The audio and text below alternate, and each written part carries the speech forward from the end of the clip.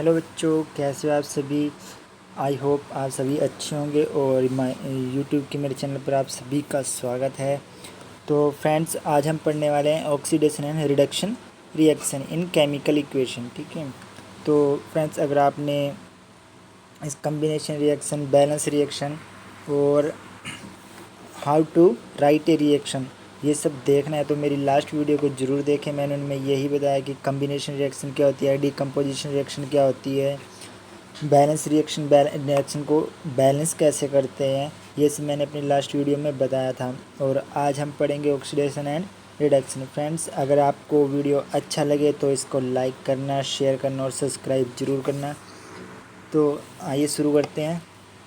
Oxidation and reduction, basically oxidation और reduction होता क्या है, पहले मैं वो आपको सिंपली बता देता हूँ कि ऑक्सीडेशन का मतलब क्या होता है और रिडक्शन का मतलब क्या होता है। ऑक्सीडेशन का मतलब होता है कि किसी भी एलिमेंट के साथ ऑक्सीजन का रिएक्ट कर जाना। मतलब कोई एक एलिमेंट जो फ्री स्टेट में था, अब उसने क्या किया, ऑक्सीजन के साथ रिएक्शन कर ली, तो वो ऑक्सीडेशन माना जाता है। और रिडक्शन क्या होता है, रिडक्शन मतलब किसी भी एलिमेंट का, यानी कि किसी भी कंपाउंड से ऑक्सीजन का अलग हो जाना। मतलब जैसे कोई कंपाउंड था और फिर बाद में क्या हुआ, उसे हीट किया या कुछ भी किया और उसके साथ से ऑक्सीजन को अलग कर दिया। जैसे कैल्शियम ऑक्साइड था जिसको हम क्विकलाइम भी बोलते हैं। अब उसको क्या किया हमने, ऑक्सीजन हीट किया तो कैल्शियम अलग हो गया, ऑक्सीजन अलग हो गया, तो वो क्या हो गया, वो रिडक्शन हो गया। मतलब जब हम ऑक्सीजन को किसी एलिमेंट के साथ रिएक्ट कराते हैं तो वो बनता है ऑक्सीडेशन, और जब किसी कंपाउंड से ऑक्सीजन को अलग कर देते हैं तो वो बनता है रिडक्शन। तो शुरू करते हैं। इसकी है एक्टिविटी 1.11। उसने क्या बोला, heat A China dish containing about 1 gram copper powder. एक चाइना डिश लो, उसमें 1 ग्राम कॉपर पाउडर लो और उसे हीट करो। फिर वो बोलता है व्हाट डू यू ऑब्जर्व। अब आपने क्या देखा, देखो उसने ये ले रखे है, चाइना डिश ले रखे है, इसके अंदर ये कॉपर पाउडर है, ये वायर गेज है, ठीक है, ये ट्राईपोड स्टैंड है ये वाला, और ये बर्नर है, ठीक है।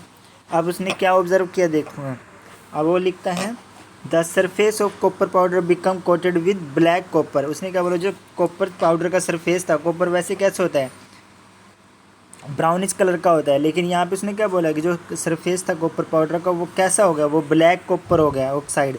Y has this black substance form. उसने पूछा कि ये क्यों बना था, जो ब्लैक सब्सटेंस ये ब्लैक ब्लैक बन गया ना, ये क्यों बना था। तो ये बना था this because oxygen added to copper and copper oxide is form. क्योंकि कॉपर ने क्या किया, ऑक्सीजन के साथ रिएक्शन किया और कॉपर ऑक्साइड बना दिया। जैसे ये उसने इसकी इक्वेशन दे रखी है कि कैसे बना था, ठीक है। तो कैसे बना था, उसने क्या किया, कॉपर लिया और उसका ऑक्सीजन के साथ रिएक्शन करा दिया, हीट किया उसको और कॉपर ऑक्साइड बन गया। तो ये थी ऑक्सीडेशन रिएक्शन, ठीक है। मतलब कोई भी एलिमेंट लो, उसे ऑक्सीजन के साथ रिएक्ट करो और वो ऑक्सीजन के साथ मिल जाएगा, तो उसे हम बोलते हैं ऑक्सीडेशन। फिर बात करते हैं, उसने बोला if hydrogen gas is pass over the heated material copper oxide. अब उसने बोला कि अगर हाइड्रोजन गैस को कॉपर ऑक्साइड के बाद से गुजारा था, black coated on the surface turn brown as reverse reaction. तो जो ब्राउन ब्लैक कोटेड आई थी, मतलब ये जो कोटेड आई थी ना इसके ऊपर, ये ब्लैक ब्लैक कोटेड आ गई थी, ये क्या होगी, हट जाएगी जब ये इसके साथ रिएक्शन करेगा, किसके साथ, हाइड्रोजन गैस के साथ। तो उसने यही अगली क्वेश्चन में यही दिया है कि कॉपर ऑक्साइड था, वहाँ से हाइड्रोजन के साथ रिएक्शन कराया तो कॉपर अलग हो गया और दूसरा पानी बन के अलग हो गया, यानी कि ऑक्सीजन क्या बन गया, जो ऑक्साइड बना था कॉपर ऑक्साइड, वो टूट के क्या बन गया, कॉपर प्लस वाटर बन गया, ठीक है। अब लिखते हैं if a substance again gain oxygen during reaction. उसने क्या बोला, अगर कोई सब्सटेंस ऑक्सीजन को गेन करता है किसी भी रिएक्शन में, it is said to be oxidise, तो इसे कहा जाएगा ऑक्सीडाइज या ऑक्सीडेशन रिएक्शन। फिर उसने बोला if a substance lock oxygen during reaction. अगर कोई सब्सटेंस ऑक्सीजन को लूज़ करता है किसी भी रिएक्शन में तो उसे कुछ भी। अब वो लिखता है कि अगर कोई भी सब्सटेंस ऑक्सीजन को लूज़ करता है ड्यूरिंग रिएक्शन तो उसे ड्यूज रिएक्शन या रिडॉक्स रिएक्शन बोला जाएगा, ठीक है। फिर उसने बोला है ड्यूरिंग दिस रिएक्शन, यहाँ से during this reaction the copper oxide is losing oxygen and being reduce the hydrogen gaining and being oxidise. तो उसने क्या बोला कि ये क्या बन गई, ये कॉपर ऑक्साइड था, ठीक है। जब इसने कॉपर के साथ ऑक्सीजन, तो ये ऑक्सीडेशन होगी और जब ये हुआ तो ये रिडक्शन होगी, रिड्यूस कर दिया इसने, ऑक्सीजन को रिड्यूस कर दिया था ना कॉपर ने अपने साथ से, और यहाँ कॉपर ने ऑक्सीजन के साथ रिएक्ट कर लिया था। ठीक है,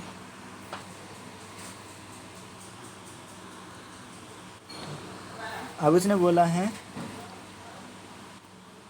the hydrogen gaining oxide is being oxidized if the, in other word one reactant get oxidized while the other get reduced। इसने बोला है कि एक में क्या होगा, कोई भी रिएक्टेंट ऑक्सीजन के साथ रिएक्ट करेगा ऑक्सीडेशन में, और रिडक्शन में क्या करेगा, कोई भी एलिमेंट ऑक्सीजन को रिड्यूस कर देगा अपने अंदर से।